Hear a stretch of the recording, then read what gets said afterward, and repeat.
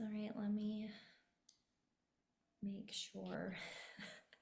All my live videos start the same with me being like, oh, Mine are too. Like all my Instagrams are like, tip, tip, wiggle the phone around. Where are they?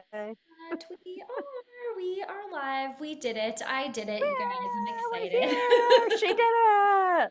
Oh, I see us. I see us here. Hello, Good everyone. morning, everybody. Thank you for joining us. If you are here, I am Gabrielle, if you've never seen my face before, and I'm the admin of this group. And today I'm here with my friend Michelle, and we are talking about a hot topic that I Mm-hmm. know a lot of us have, and that is adding CEs, becoming a CE provider, teaching CEs, all things CEs. We're also going to touch, I think, a little bit on marketing. We can Mm-hmm. talk about additional income streams. So if you have questions, let us know. I have this open on my phone and I will follow along to any comments. And if you are watching the replay, just put hashtag replay below and then we'll get notified and know that you watched it and we can come back and answer your questions. So first, Absolutely. give us your little elevator pitch, Michelle. Who are you? What do you do? Hi. Hi, everybody. I'm Michelle Risser, and I do a lot of things. Gabrielle and I have this in common. We figured out like probably over 40 income streams between the two of us.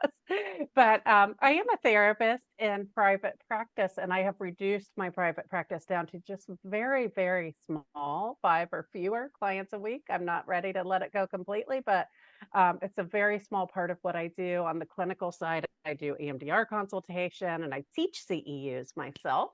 And I also have a CE company where I co sponsor events and help other people get approved. And then I have a whole second business, which is where I spend the majority of my time, where I am a consultant for therapists who want to become CEU providers. I do applications for people. I do done with you one-on-one services where I actually help you put your application together. I have a self-paced course with templates. I do laser focus sessions. I do all kinds of different stuff around consulting for CEU providers because it's tricky. And that's what we're going to get into today. Um, is that it's, and I, when I say it's tricky, I always think about the difference between hard and complicated. And, getting approved for CEUs is not hard. If you're someone who can follow a step-by-step process to the letter, it's not hard, but it is complicated. There are a lot of moving pieces, different for every organization. So I help people demystify and navigate all that. Mhm. And I think that's pretty much it. That wasn't much of an elevator pitch. That was pretty long, but I want to know if you don't mind, this is kind of a separate topic, sure. but I did Yeah. think about this, and I know that this is a question that people have a lot. Hmm. Why did you decide to split them? Because people have this question a lot. Should I, if I'm going to do Mm. consulting, if I'm going to do coaching, if I'm going to do this or that, should I Hmm. have a second business? Would you mind touching on Hmm. that piece for a second? Of course. When I started with my second business, this was back in 2020 during the pandemic, and I was working with Katie Reed. Some of you may have heard of Katie. I was in her program called Clinician to Coach. And what I initially wanted to do was life coaching. I wanted to do life coaching for burned out therapist moms. And I put together a coaching business. I started a second business. I created a program. And when you are doing any sort of coaching, it is imperative that you have a second business. And the reason why is because you do not want it attached to your license in any way. When Yeah. you're working under your license, you are bound to your board, to your liability insurance, to your state. You can only work within your state of licensure. So if you're truly doing coaching, non-clinical, not using your license, I think of it as my license hat is off. I'm not a licensed therapist right now. Hmm. You need a second business for that to really keep it crystal clear. If someone were to come back, let's say that, someone had a mental health crisis and someone in their family were to come back and say, well, you were their therapist, why didn't you diagnose them and get them proper care? And it's like, no, I was acting as a coach. But if that's under your therapy practice, you're still liable as a therapist. You're still their therapist Yeah. in a way, and you're bound to all of your ethics and everything. So if you're doing any kind of coaching, you need a second business. That is one income stream where that is clear. Everyone agrees on that. Mm-hmm. Now, what happened was while I was trying to build my burnout coaching, I was also teaching CEs through my therapy practice. And those were taking off. And that's what people wanted to know was how do I do that? Yeah. So the consulting business was born under that same coaching business I had already set up. It's just M. Risser Inc. And I ran with it. Now, if I could go back in time, would I probably start a second business? Yeah, I probably still would. Yeah. You know, because it's got like that business has its own arms. I've got the courses and I'd probably still keep it separate. But one thing I do want to tell people as we're starting this conversation about CEs is you do not have to have a separate business for CEs. I have, still do, and always have delivered my CEs from my therapy practice. Mm-hmm. I have a DBA, but I'm using my license for that. License hat is on. Yeah. When we become CE providers, we send in our license, we send in our resume, we're using our credentials. That's therapy practice. Yep. Right now, I'm meeting you as a consultant. I'm not licensed right now. Mm-hmm. My license is off duty. I like how you think about it that way though, because it's super Mm-hmm. helpful. And I started Mm-hmm. teaching CEs under my license as well and under my group practice. And hi Lisa. I just saw your comment. Thanks for being here, Lisa. I see a couple other folks watching live, so let us know. I mean, we're just getting started. We're just chit-chatting. If you have questions about anything we've talked about so far, but let's move into the Yeah. space. And just really quick to just clarify and make it really simple. This has made it super simple for me. It's what I teach the people that I work with. If you're using your license, if your credentials are behind your name and your therapy hat is on, that's therapy practice. If that hat is off, separate business. Yep. Perfect way to think about it. It makes it very clear. So, Very clear. So like EMDR consultation, using therapy license, yeah. hat is on, therapy practice. Hmm. Here, no, not a therapist today. So, CEs. Mm-hmm. I have to take a big breath. I know. Hi, Danielle. Yay. I love that all of our friends are here watching with us. Hi. I keep getting distracted. So, I am officially approved to do live NBCC CEs and also ASWB, so social work. And Woohoo. Michelle really helped me with that because let me tell you, it's a pain in the ass. And I It's have done it tricky. before, by the way, but this time I was like, I just need help. Mhm. Their Yeah. portal is a nightmare, in my opinion. I think it's worse than the Medicare portal, if that's possible. Or maybe they're the same. They're the same universe to me. Um, Hmm. but when offering CEs, I'm like, where do we even start with this? Like, we can talk about the process, we can talk about why you would want Uh-huh. to do this. I know people were asking me when I made the post in this group, like someone had asked, why do you need both? Why would you do both? Hmm. Also need That's a to do great ABA question. now. Do you have to, is there one for marriage and family therapists? So Mm. where should we start? Well, so those are all kind of about the organization, and that usually is where I have people start, is Okay. choose which organization you're going to apply to. And a lot of people find that really surprising and find that backwards. A lot of people think, oh, I'm going to pick a topic, create a training, make my slides, and then I'm going to go get it approved. I mean, that sounds logical, right? Except that what you don't know is each organization has very, very strict rules around what topics are allowed. Mhm. So if you create a gorgeous course about building an ethical private practice, and Mhm. you say I'm going to now get this approved for social workers, no, you're not, because ASWB does not allow business topics like that, professional development. Mhm. NBCC does. Mhm. So what I want you to do first is look at the organizations that are out there. I usually start with check out NBCC, check out ASWB. NASW is an option, but their topics are so incredibly restrictive that people are actually actively lobbying against that. They don't even allow polyvagal because they consider it non-evidence based. So don't do an ASW. Yeah. Look at NBCC, look at ASWB, and then look at your state because a lot of states approve CEs. I'm in the state of Ohio. They approve CEs. They are far less restrictive about what you can do. And then once you've decided which organization you think you might want to look at, go ahead and look at their list of allowed content areas and see how that aligns with your area of expertise.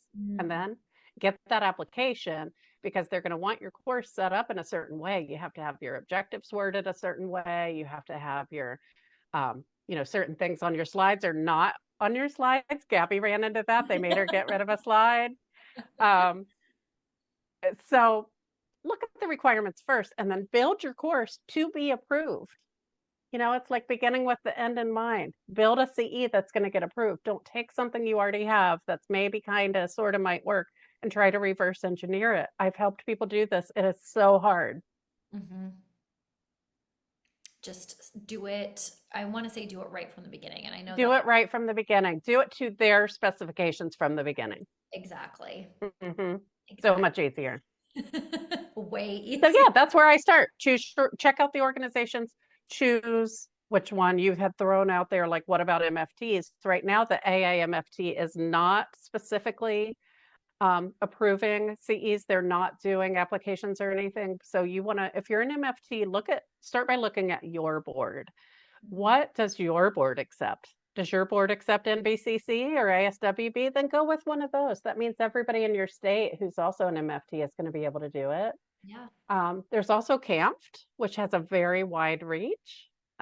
Every behavioral health professional in California, plus many across the country, can accept CAMFT, the AMFT. So you have options. Mm-hmm. And I also think like too, when you're thinking about creating your course, because that's part of it, is that when you submit your application, you need to submit a course for Mm-hmm. approval, and they have to see that you've done it.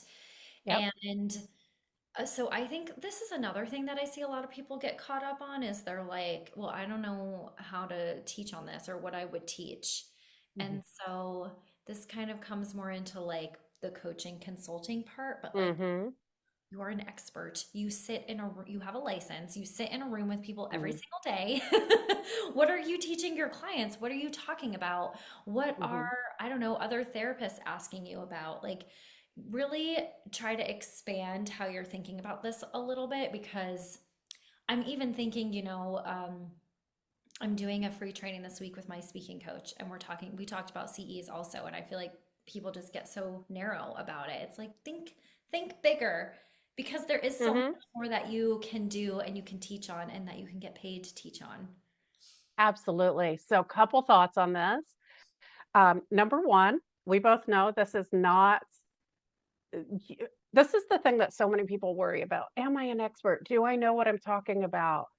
That's not what they're looking at. They're looking at, did you put too many spaces Yeah. between this and that on your certificate? Like, it's so finicky and so logistical that the only thing you need to show them, as far as are you an expert, is show them your license, because usually you do have to be a licensed therapist to be able to be at least a CE provider, often the presenter as well. There are exceptions. Mm-hmm. But if you're teaching clinical topics, you have to be licensed.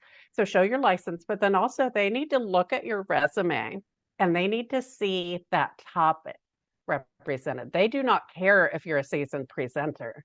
Yeah.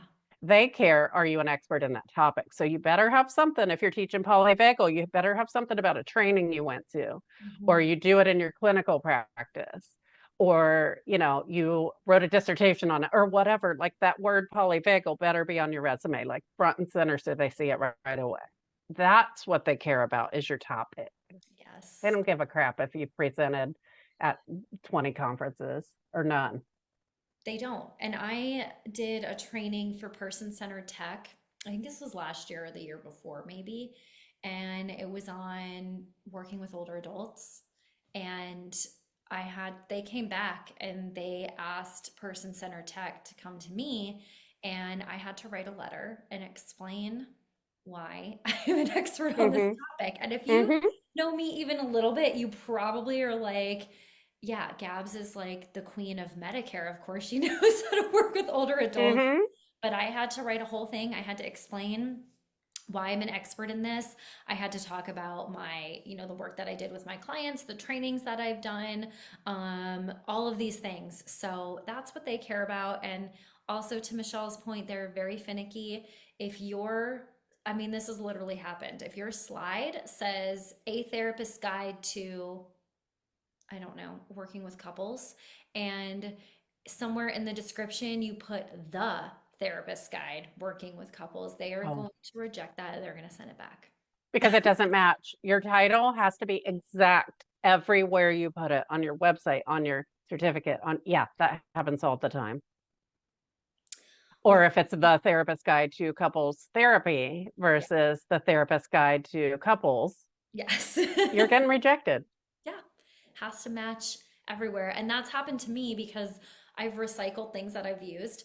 I've Hmm. used it multiple times and I call it something different. And so I'm like, I Yeah, needed to make sure that everything matched. I had to change the title slide. So if you've done that before, if you're doing that, just that is something you need to do is triple check and make sure absolutely. it's everywhere. And even I've been doing this for years. I do this every day. I have ADHD, but I have hyper focus ADHD. So I'm really good at like those details. And I get in there. And even I have missed some of those where it was like EMDR therapy basic training in one spot and it was EMDR therapy training in another spot. Yeah. Um, the nice thing is stuff like that, they will let you fix. They will come back to you and say, fix this. But if you choose a topic that is not allowed, it is specifically not on their list, you will lose your money and you will be rejected without a chance to fix it. So that is really the most important thing. Anything else you can fix. Okay, that's super important. I'm glad you said that. So if you're listening or watching and you're thinking about doing this, probably the most important thing, pick a topic that's approved. That's Um, right. and That that's is right. something Michelle can help you with too. She has a template and a list for everything. I do. I really do. Because I don't like to do things over and over. So I create templates for everything. So I want to share something with everybody. I'm going to share a gift with all of you. This is usually included in a $9 course, but I'm just going to give it to this audience. And Thank it's my you. Own Your Expertise workbook. And it goes back to discovering your own unique expertise. For those of you who think out there, I'm not an expert. Mhm, And I like the acronym KEEP, and that stands for knowledge. So it's your knowledge, which is not necessarily book knowledge, it's just things you've learned. mhm, It's your education. So your formal education, your CEUs, your grad school degree, any other trainings you've done. It's your experience, which can include your work experience, but also your lived experience. Like mhm, one of the trainings that I do, a CEU that I've taught many, many times, is about working with clients in 12-step programs. And a big part of what I know is because I'm in recovery and I've spent a lot of time in 12-step programs. mhm. So I'm doing the research and I'm looking at the evidence and I'm looking at the history and all of that, but I'm also bringing in my own experience. I think that makes your training really powerful. Mhm. So that other E is for your experience, both work and lived, and then P is for your passion. What are you excited about? If you're just teaching about something you don't care about, your training is going to be boring and Yeah, you're going to hate it.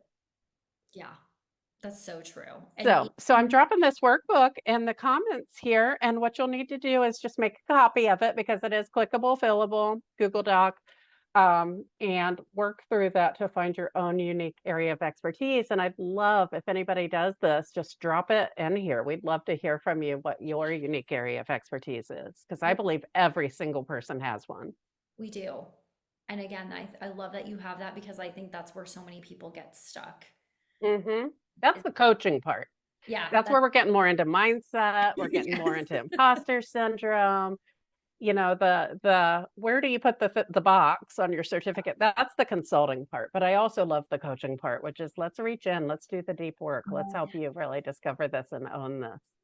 I love it. Thank you so much for sharing that You're with me, welcome. Jessica. Thank You're you. welcome. And yeah, if you fill this out, come back, drop it in here and share it with us, and we can give you some feedback.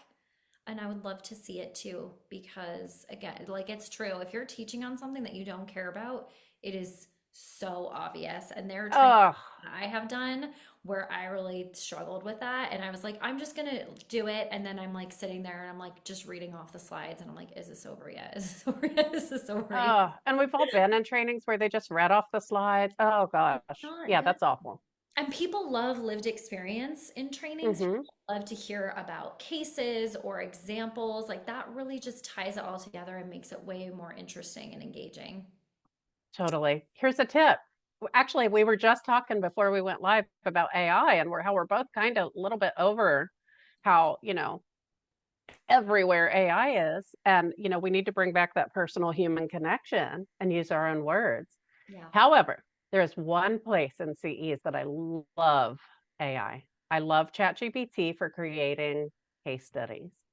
Yes. And the reason why is because I'm not going to accidentally draw on one of my real clients, which is one of my fears, is Yeah. that I won't be thinking and I'll accidentally like have a real client in my head. Not that I'm going to share their name or anything, but they're Yeah. in my head and maybe I'm a little too close to their story. So what I will do in ChatGPT, my prompt is I am creating a training about um, perinatal anxiety. Hmm. Please write me a case study of a mom who is struggling with perinatal anxiety. Tell me about her background, her, work situation, her family, how many kids does she have? Like, write me the whole story. ChatGPT is great at this. It will come up with a really cool case study for you. I love that. Yeah. And then, I I mean, always it'll come up with lots of details like this is her second child. And. And that's nice because I have used real clients, but what I do is like I obviously change details, but Mm-hmm. still it's Mm-hmm. like kind of hard to track. And then in my head I'm like, do not say this. Make sure you don't say that. And that Exactly. That's what it is for me, is that they're in my head and I don't yeah, really want my real client even in my head. exactly. Yeah, so I have ChatGPT write me a totally fake one, and then it'll even come up with great reflection questions for you to ask your audience. Like, okay, what are some of the presenting problems you see here? What are some of the pitfalls? Are there any, just things to ask, and you can turn that into a really great discussion. Yeah, that's great. I love that. That's And one of my favorite tips if you're putting together a training. I use AI for my trainings for to help me put an outline sometimes because I Mm-hmm. get kind of like again the ADHD. Mm-hmm. I'm like, I need somebody to put it into a nice outline. Like these are the things that I have, but like help me make it flow. Um, Mm-hmm. and I also use Gamma, our beautiful AI, to make slides. Oh, nice. I also have a Canva designer, and I much prefer to use her because she makes me really beautifully branded slides, and I like those better. But Oh, beautiful AI and Gamma is nice because it will make really nice like graphs and things like that that I feel like just are a little bit more difficult. So that's just another I'm tip. putting that in the chat. That is wonderful. Good to know. Oops, I responded to Danielle with that. I got to go back to the main chat. There you go, Danielle. um, yes, I love that. What I do, and this is great if you need to put together a training quickly, like if you get an invitation, once you start putting yourself out there, things like this will happen. And so what I do is I just have a PowerPoint template Yes. that has, everything like basically where I want it, and then I can just go through and plug stuff in. Hmm. Which is so nice. So, and that's Hmm. another thing I know, again, this is more of like the coaching and consulting part, but systems, again, if you've ever heard me talk or talk to me for 5 minutes, I love systems. And Hmm. this is an example of that because when we get so much easier, and then you won't be stressing about this slide. Like I had one that came up really fast last week and I was like, oh shit. Hmm. But there's a system in place. And if you already have a branded PowerPoint or Google Slides or whatever you like to use, or it's in Canva, then you just plug and play. And again, you can also make a copy and I just change the name if it's something that I've done multiple times. So that will just save you so much time and recycle those things. I don't think there's anything wrong with that. When I speak, I kind of have my little list of topics and I'll change things and I'll add, but I'm not trying to create new stuff every time I'm pitching somewhere. That's just not in the Yeah, cards no, for me. absolutely not. No way. So, Yeah. and so that's like I have kind of my list, and so and people know me for that, right? Like polyvagal, burnout, Medicare, selling my Hmm. practice, like those are all things that I just recycle and reuse and keep talking about. And that also helps you pitch and get known because you want to be known and be visible for your own authority and expertise, whatever that is. Absolutely. There are so many reasons that works to kind of rinse and repeat. Easier for you. You're becoming known for it. You know it like the back of your hand, so you can really let that passion take over. You're not worried about memorizing facts or it's something, and that's another thing to think about when you're thinking about your unique expertise is what could you teach about right now? Like if Gabby and I handed over the microphone to you and said, teach us for 30 minutes about a topic of your choice, what would that be? Because if you can teach about it for 30 minutes with no prep, think Yeah, of what you could do for 2 hours with some prep. exactly. So yeah, Exactly. I'm a big believer too, and just and having those couple of topics.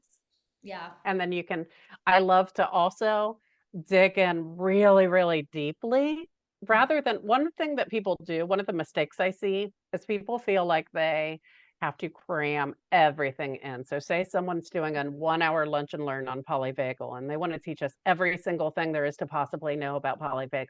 You can't do that. No. It's and so what I would rather see is I'm going to teach a 1 hour lunch and learn on one polyvagal technique, and we're going to go into it super deeply, why it works, how we Mhm. do it. We're going to practice it. We're going to Exactly. discuss, I think less is more and go deeper. I also love that approach. And that's why, like, polyvagal is a good example. Like, I did one, a free one earlier this year, and I'm doing another one in October. Just FYI, if anybody wants to come, it's on October 3rd. And we did the first time we did 5 polyvagal skills you could use right now. And honestly, an hour was not long enough. And so that's why we're redoing it in October. And we're going to do 2 hours with 10 polyvagal skills you can use right now because that's the other thing. I think less is more. People are sick of boring CEs where we're just yelling Hmm. at you. You want things like, and that's my whole point with this is like, you want to be able to take this and implement it right away. And Yes, that's what I'll say. Like everything I'm teaching you in this hour or this 2 hours, if you have a client at 3 o'clock, you're going to be able to take this and do it and implement it immediately. This is a good question from Danielle. When you're a fully approved provider, do you have to submit approval for every new training that you do? nope. So you'll get approved for a specific format. So like for example, Gabby right now is approved for an ASWB live and person trainings, right? So, or are you live online? I'm ASWB is live in person and then NBC is just live. NBCC is both. So NBCC considers live. You can Yeah. do it in person, you can do it online. ASWB is a little different. They have an in-person format and an online format for live. So as long as you are approved for that format, you do not have to send them in. You are responsible for vetting everything yourself. So you know what they need. I recommend that people just set up a folder where you have like a template for the certificate, a template for the evaluation, a template of what they need on your marketing materials so you can rinse and repeat because you're no longer sending those in. However, you are still on the hook that Yeah. when they do your review at 1 year or 3 years, or if they decide to audit you at any point, it better be how they want it. So Yeah. you are now approving it yourself. And you can do as many trainings as you want. If you're an ASWB live provider, you could do a training every day for a whole year and you would not have to send in a thing to them. But you Mm-hmm. just have to make sure it's how they want it. And Mm-hmm. you keep all those records for 5 years. So Yeah. just set up And a folder and have that be your hub for your CE stuff. and yes, so I did both. I did the ACEP and the ASWB/ACE. Yeah, Okay. the ASWB is ACE and the NBCC is ASWB. Yeah. I am an ASWB provider for live, and I'm also a provider through the state of Ohio, and many states will accept other states approved CEs. So between those two, that gets me pretty far reach. If I did another one, my next one would be ASWB live. Um, oh, that reminds me, you had that question earlier about why would you do both? Yeah. So ultimately, it goes back to between each person and their board. Does my board accept this? And Hmm. there are some, like my state, I'm a social worker, but my board still accepts NBCC.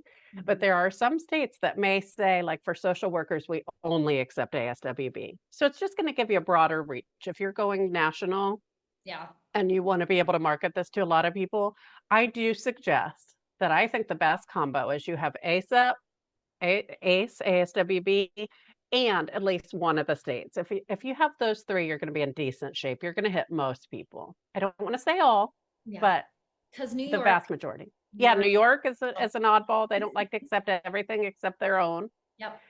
Um, New Jersey is weird, but they've recently changed their rules. They are accepting ACE now, but they didn't for a really long time. I know. So that's, So, yeah, so I don't want to say all, but it's going to get you some really broad reach if you have those three.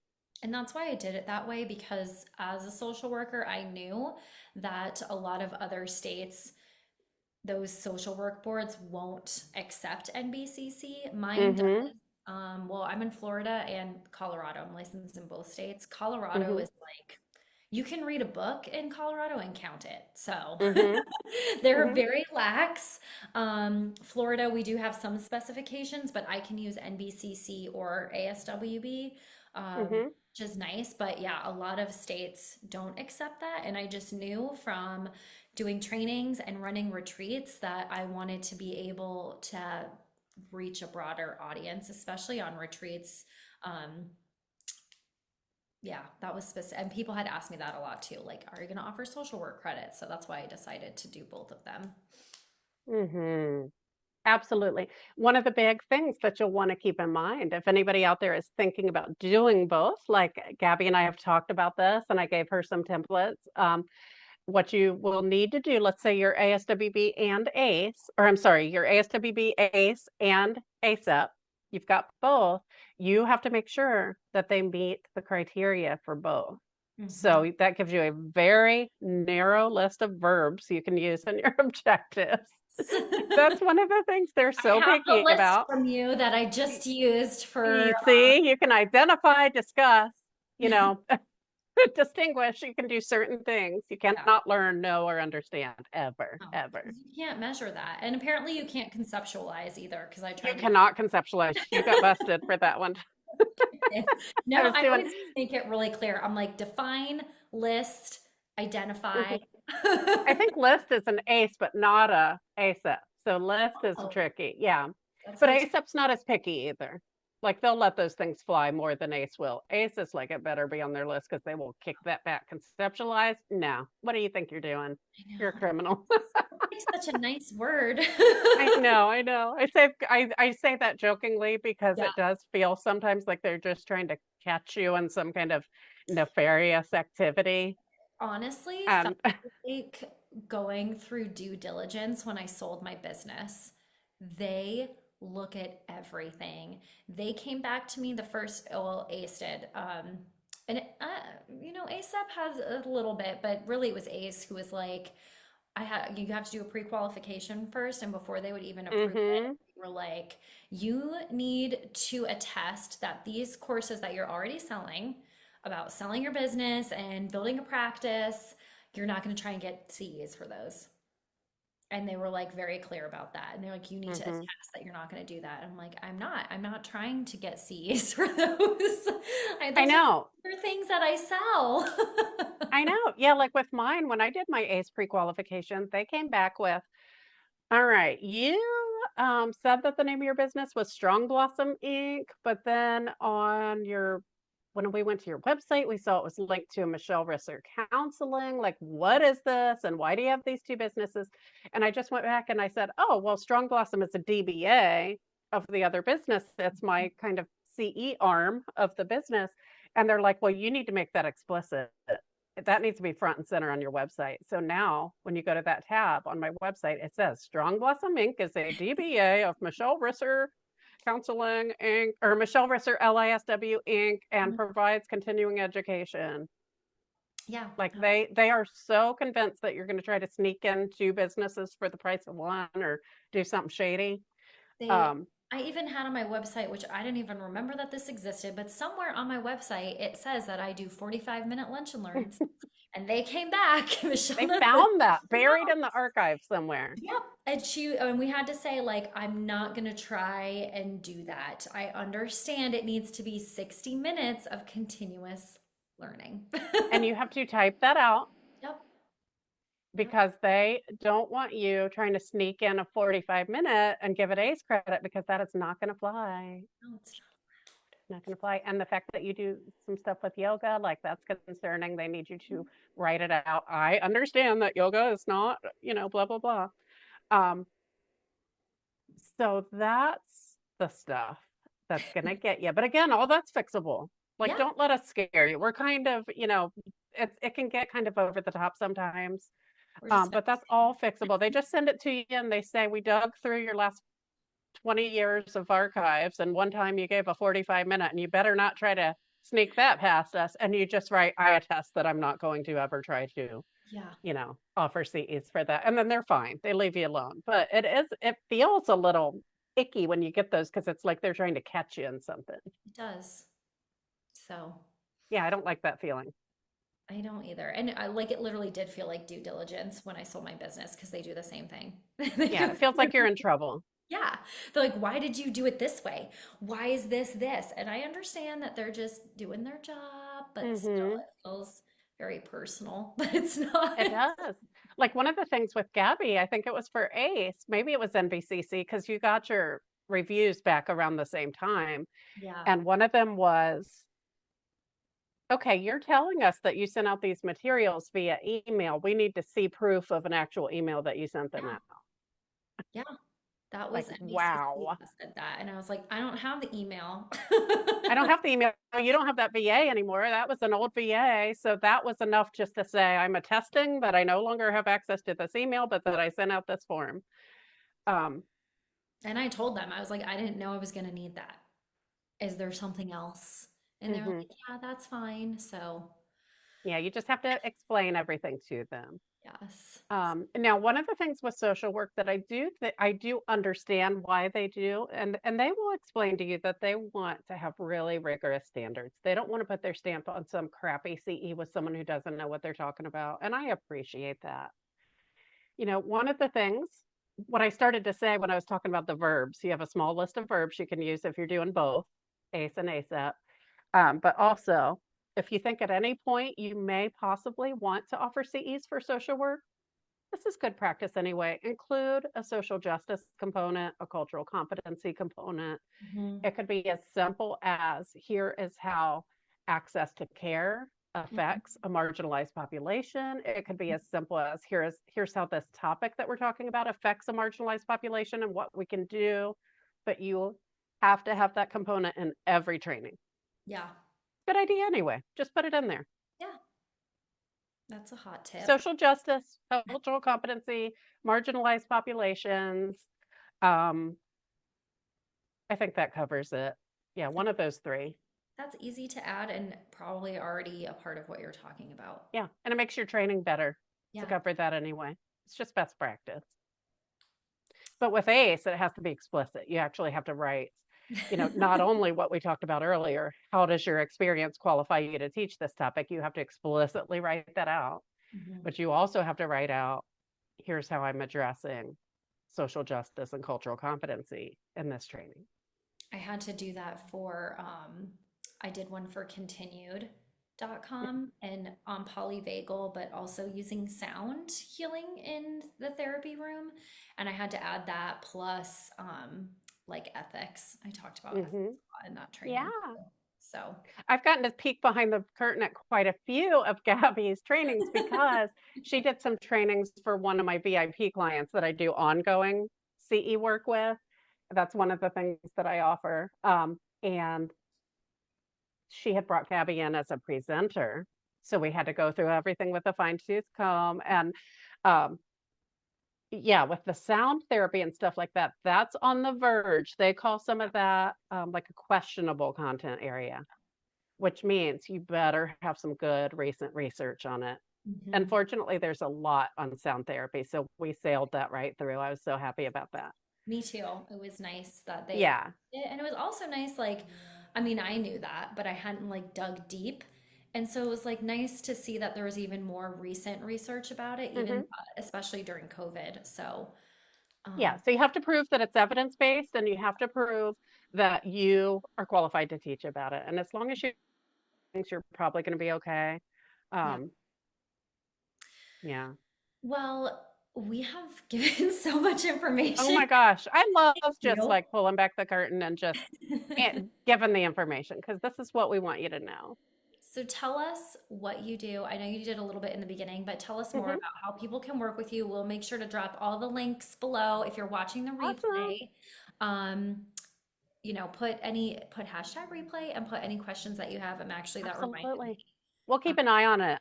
yeah, And yeah, we'll get those answered for you. We can use this chat as an ongoing conversation. totally. Um, so, how you can work with me, several different ways. So, grab that workbook that I dropped in there, and I did open it up. I saw that a couple people were requesting to share. I had the wrong setting, so I fixed it now that you Thank can grab it and make a copy for yourself. Um, so a couple ways. If you just want to know, like, what does this even look like? I do have a free checklist that you can grab, a free CEU course planning checklist. It's the actual process that I use, taking someone through this, like I said, starting with choosing your organization and going down through the process. Now, when you sign up for that, what's really nice is I have a self-paced course that has a ton of information in it. It walks you through the process step by step. It has modules about public speaking and about creating an on-demand training, but it also has templates where that you can just grab to use for your certificates or your evaluations, the stuff that you need.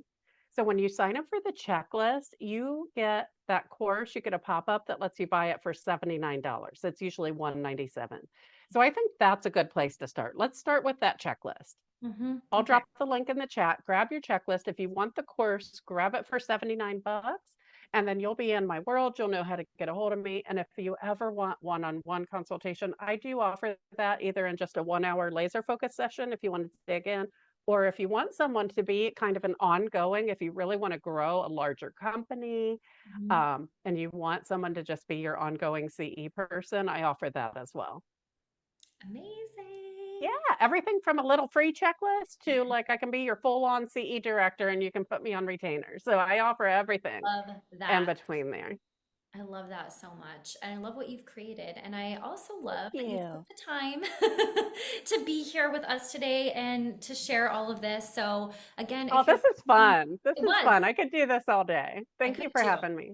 This is what I would like to do is just interview I people. know. Can we be influencers and like just get paid to do this all day? That's our plan. That's what I want to do. Yeah, if anybody knows has an N on how to do that, Tag let us. us know. Tag us on Yeah, Instagram. tag us. I've gotten some sketchy. I've got like almost 5,000 on my Instagram. And I've gotten some like, is this real? That's like, would you like to be an influencer? But they always want me to do it for free. They want me to send their thing. We're not doing They want that. to send me their thing and have me create. But I've kind of thought like, would I want to do that? It'd have to be the right thing. Yeah. It would have to be something you love and you should get paid. One of the things I adore, I don't have one right here, but I adore warmies. Oh, And I give yes. them out. Anytime a friend is sick or has surgery, a warmie, if you don't know, is a stuffed animal that you can put in the microwave or the freezer. It's like weighted. They're Yeah. adorable You're and they smell lovely. like lavender. And so I reached out to Warmies to ask, can I be an ambassador for you? I'll create content because I'm constantly like just telling people about them. Never heard back. Well, you So if should anybody has a Warmie connection, keep emailing them. I love Warmies. I have two or three. I Yeah. have two sloths that people gifted me, Oh, and I don't mind having two of the same because I love sloths, and I think we have a capybara as well. So, I have a capybara. I have a capybara, and I have a cat that I actually sleep with every night. I am 52 years old, and I'm a breast cancer survivor, and I have a scar under my arm that still hurts from lymph nodes. Mhm. And so I stick that cat under my arm and I snuggle with it, and it's all beat up and raggedy looking. I I'm love that. 52. Whatever. Nothing wrong with that. Nothing wrong with it. I love it. All Well, right. I could talk all day, I know. but we should probably let people get on with their day. Thank you, everybody. Again, if you've got questions, put them below. Michelle put her checklist there, Yep. and she Checklist is there. Free workbook is in there. perfect. Perfect. And yeah, just keep it going in that chat, and we'd love to answer your questions. Thank you. Have an All amazing right. day. Yes. Have an amazing day. Bye, everybody. Bye.